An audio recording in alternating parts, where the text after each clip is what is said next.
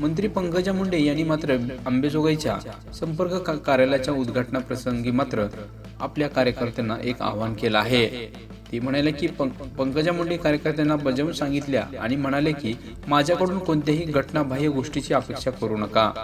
काळ बदलला आहे, त्यामुळे स्वतःची परिस्थिती आणि ऐपत ओळखून त्यात आनंदी राहायला शिका। पंतप्रधान नरेंद्र मोदी यांनी दाखवून दिलं आहे की जे लोक चुकीच्या मार्गाने पैसे कमावतात किंवा फसवणूक करतात त्यांची जागा तुरुंगात आहे। त्यामुळे चुकीच्या गोष्टीची अपेक्षा माझ्याकडून करू नका।